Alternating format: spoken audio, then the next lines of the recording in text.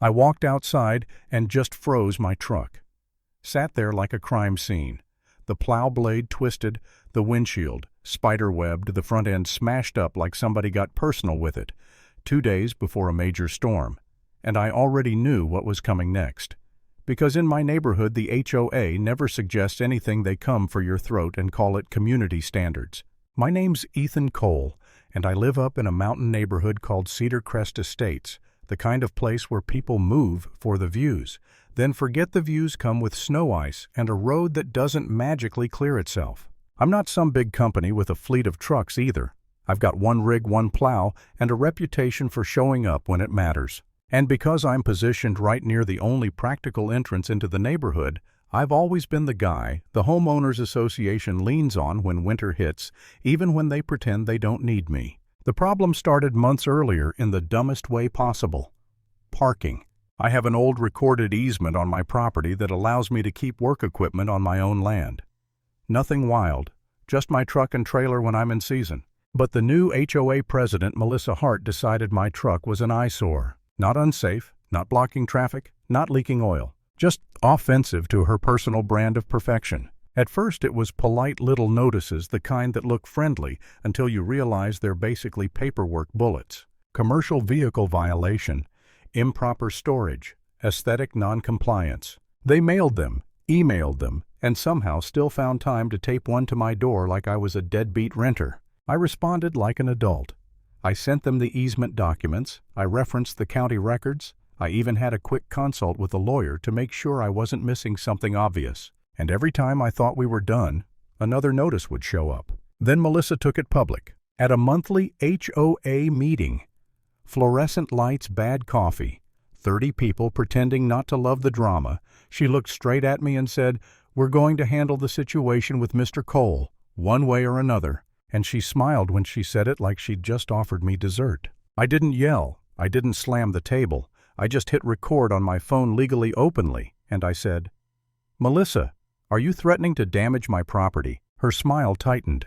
"I'm saying the rules apply to everyone." The room got quiet in that specific way where you can hear someone's keychain jingle. I drove home that night feeling irritated, but still thinking, okay, it's paperwork, it's politics, it's petty. Next morning I found out it wasn't petty, it was criminal. My truck was parked exactly where it always is on my land, and it looked like somebody attacked it with a mix of rage and tools. The plow frame was bent, the blade was jacked up, the wiring was ripped, and the hood was dented like someone stood on it.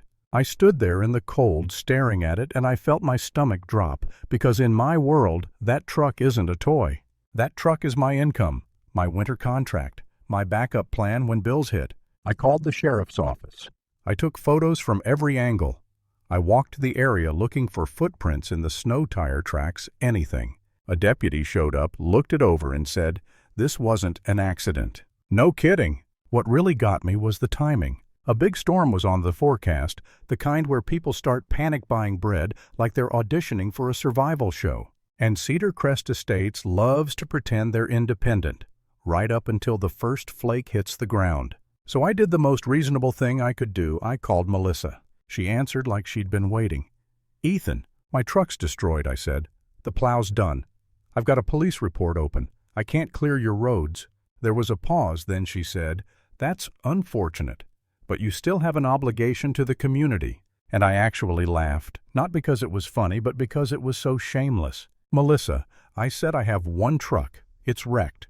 You want me to shovel the whole neighborhood with a plastic kid's toy?" Her voice changed sharper, colder. "If you can't provide services, you can be held liable." Then she slid right back into the parking thing. "And your commercial vehicle is still in violation." That's when it hit me. She wasn't surprised. She wasn't even curious. She sounded satisfied. The storm hit 2 days later right on schedule. Snow came down thick and heavy, and by morning the roads were buried. My phone started buzzing, not once, not twice. Dozens of calls, texts, voicemails. "Ethan, we can't get out. My husband has a flight. My mom needs her medication. We're stuck halfway down the drive." And the whole time my truck sat there useless like a broken arm I couldn't ignore. I didn't feel triumphant. I didn't feel smug. I felt tired. Because here's the part people don't talk about when you live in a small community. Even the people who stayed quiet at the meeting. They still look to you when things fall apart. That morning, I stood at my kitchen counter staring at the damage photos, and for a minute, I had this ugly thought. What if I really am the problem? Not in a dramatic woe is me way, just the practical kind of doubt that shows up when you're losing money and everyone's mad at you. If I'd just parked somewhere else, if I'd just towed the trailer to storage, maybe none of this escalates. Then I pictured Melissa's face at that meeting, the way she said one way or another. And I remembered something my dad used to say: when someone threatens you with a smile, they're not negotiating, they're announcing. That snapped me back. I wasn't going to let them rewrite reality just because it was inconvenient. Around midday, I heard footsteps outside, heavy ones slipping in the snow. I opened the door, and there was Melissa Hart in a white puffer jacket that looked like it had never seen a real winter hair, perfect lips, tight cheeks, pink from anger more than cold. Behind her was Greg Stanton, the HOA vice president, looking like a man who'd aged 10 years since the first snowflake. Melissa didn't say hello. She pointed past me toward the driveway. "We need the road cleared, now." I stared at her. "With what truck?" She stepped closer like she could intimidate the weather. "You always have excuses." I felt my jaw clench. My truck was vandalized. "You're standing here like it's my fault." Her eyes narrowed. "Maybe if you didn't keep a commercial vehicle in a residential neighborhood, people wouldn't get frustrated." That word frustrated, like my truck, attacked her emotionally. Greg shifted awkwardly. "Ethan, listen. People are stuck. Emergency services." I cut him off. "Then call a company with equipment. I'm out." Melissa's voice went sharp. "You're doing this on purpose. You want us to beg." I took a breath and said, "I want whoever wrecked my truck to pay. That's what I want." And Greg, bless him, finally cracked. He looked at Melissa, then at me, and he said quietly, "There was an executive session." Melissa whipped her head toward him. "Greg." He kept going because the snow was falling and the guilt was heavier. "She brought up handling your truck," he said. "She said the easement was a loophole, and that if the truck wasn't there, the problem would disappear." I felt my stomach drop again, but this time it was rage. Melissa snapped, "That is not what I said." Greg swallowed. "You said make it go away. Those were your words." Melissa turned back to me, face stiff, and she said, "You can't prove anything." I stared at her for a long second. Then I said, "I don't have to. The sheriff will." That night the storm kept dumping snow, and the neighborhood got quieter. Not peaceful quiet, the kind of quiet where everyone's trapped in their homes and pretending it's fine. The next morning a deputy came back, Deputy Alvarez, and this time he wasn't alone. A detective stepped out too. Detective Paige Reynolds, clipboard in hand, calm eyes, serious face. She said, "Mr. Cole, we obtained a search warrant." My pulse kicked. For who? She didn't play games. Melissa Hart.